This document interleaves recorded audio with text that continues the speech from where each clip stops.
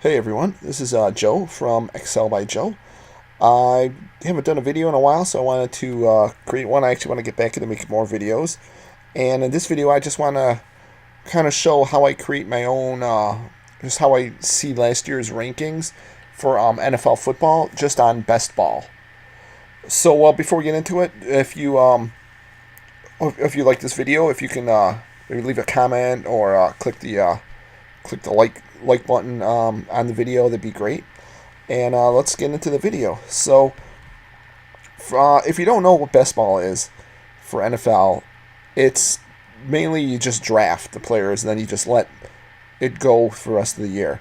The best ball will take your best player. So if you have three quarterbacks, one gets 20, one gets 10, one gets 5, you're automatically going to get the player who got 20 points. So you don't have to really you look for like bye weeks. You don't have to go in every week and set your lineup. Sometimes you forget that. So it's a fun thing to do. It's something different. If you haven't been on draft.com, they do a great version of it. You can get on a draft at any time. They're really good. But so the strategy with running best ball is a little different than a normal draft because you're kind of looking for guys with like higher ceilings because you don't want to have all steady players and then you would just get the same score for the whole time. For an example, say you're starting one quarterback a week and you get two quarterbacks. They both average 20 points a game. If both your quarterbacks are very steady, they get around like 18 to 22 points every week, you're going to get the highest one of those, so it's always going to be somewhere around 20 points, and you're going to get that every week.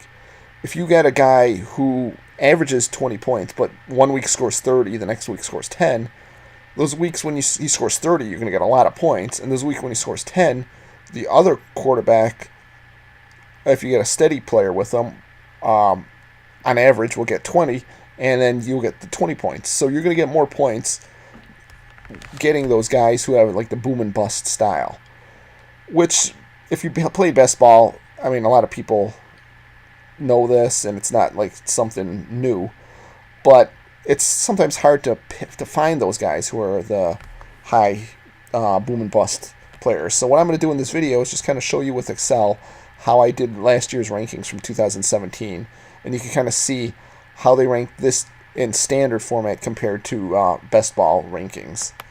So what I've got here is I took all the game logs and just kind of came up with a score and created week by week. So we got all the players, and I've got them ranked down here. Like Todd Gurley was the highest scoring player, then Russell Wilson, and so on, all the way down. Next, what I'm going to do, I sorted it just by quarterback, and I took the top 24 quarterbacks because I just want to see how they would rank according to that. And when I average all the scores out, it averages to about 17.8, about 18 points a game is what a quarterback's going to average. So what I'm going to do is we've got all the weeks right here.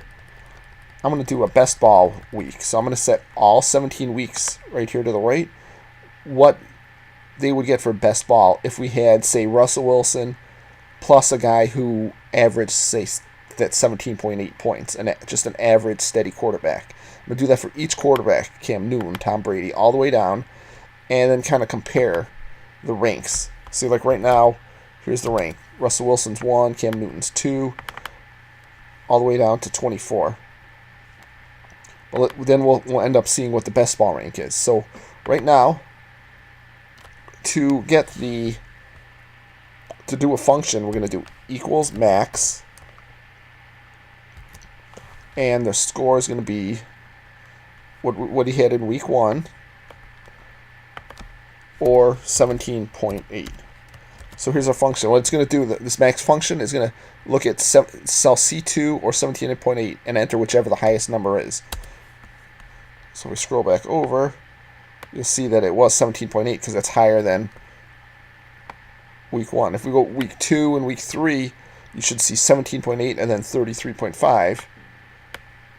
So when I copy this over, 17.8 and 33.5.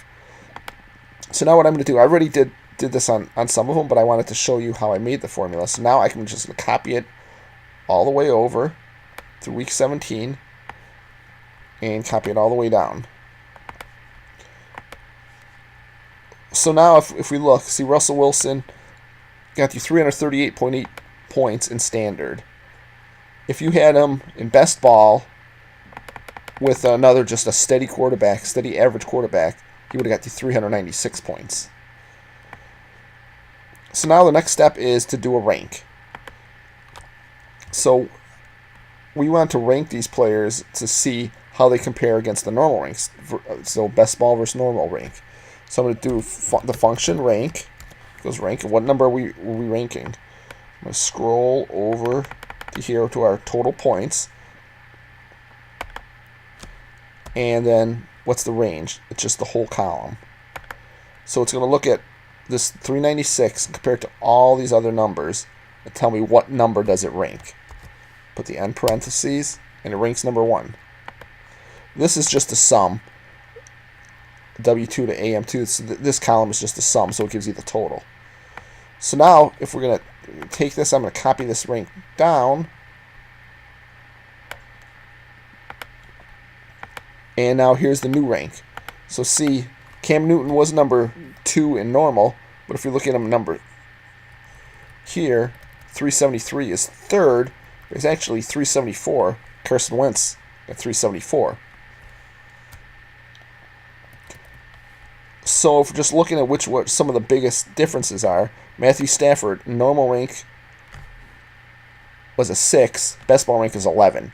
So his best ball rank isn't as good because if you look at his scores, they're all pretty steady. I mean, 25, 12. I mean, there's no 30 games in here. There's also no like single-digit games. So he's a very steady quarterback. So for best ball, it's not going to get you the highest scores. But Carson Wentz will. He's 8th overall, but number 2 in best ball rank. So see, look here, he had a 33 here in week 7, a 29. He had some definitely some higher scores. So that's why his ranking is higher. And same Phillip Rivers, pretty steady. So he's not as good. He's 15th in best ball. And if we scroll down, there's a couple others. Here's one of the big ones, Jameis Winston. Normal ranked 19th overall, but number 8 in best ball ranking. And even Eli Manning, 24th overall, but 17th in best ball ranking. So, because I mean, if you look at some of his games, a 4 and 8, those games were horrible. And if you have him in standard, you don't want to play him in case he gets a 4. But we got him in best ball, he's going to get this 26, 27, 29. He's got some high games here. So he's going to not be too bad of an option for a best ball. So just doing something like this, I mean, usually the best quarterbacks remain the best, like Russell Wilson, Cam Newton, Tom Brady. They're still going to be up there, and they're not too much of a decision. This is not too much going to change your mind. But something like this could help you change your mind in a late round. Jameis Winston, especially with him missing 3 weeks, he's going to go real late. Seems like Eli's not even going probably in a lot of drafts. But he could be your second, third quarterback in a best ball league, and he can do pretty decent. Especially Eli. I kind of like Eli this year, and it was with Beckham coming back and with Barkley on there now. So I did that for running backs, and I just did that for all the other ones. I'm not going to go through the Excel on all these other ones again, but I just kind of want to show you who I found was good best ball rank and who wasn't. Like Frank Gore, even though he's I don't even know if he's going to be playing much this year in Miami, but normal rank 17, best ball rank 39, because he's just steady. He's great for standard. He's going to give you a low floor or a high floor, but he's not going to give you that high ceiling.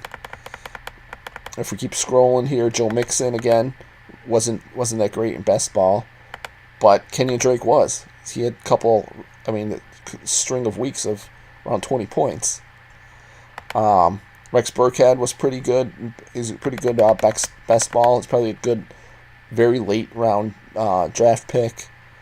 And Austin Eckler, I mean, that's very, very, very late, but he was pretty decent in best ball. If we look at wide receiver, let's see what we got here. And we got Jarvis Landry, wasn't too good. Again, he was pretty steady of a player. But one of the good ones was Devontae Adams. And now with Aaron Rodgers coming back, I think he could be definitely a very good best ball rank. But you're probably going to have to pay a second-round price for him. Then Demaryius Thomas, steady guy, not great in best ball. Des Bryant really did not do well in best ball at all. Ranked from 22 to 41. And Marquise Goodwin, you think would stretch the field and get high games, but he again also didn't have as great a best ball ranking. But then a few guys like Amari Cooper does, because he gets those couple big games a year, which will definitely be great for best ball. Sterling Shepard, pretty good. And Will Fuller, because he had this string of like 5 games where he was incredible. And let's just finish off with tight end. There's not a whole lot at the top 10. All the top tight ends are all pretty much where they were. So just go to like Ben Watson. Not great for best ball, but this year actually could be maybe decent now being on New Orleans. But the best increase is O.J. Howard. 19 in standard, but he was number 9 in best ball ranking. And Jesse James, but who knows how much he's going to be playing in Pittsburgh. But anyways, so that was it. I just wanted to show you how to get a best ball ranking and maybe how it can help you with some later round or mid-round picks. Hope you enjoyed it. Click the like button if you like it. Post a comment. And I'm hoping I can make some more videos. If you have any other ideas of videos you want, send me a note. Thanks. Bye.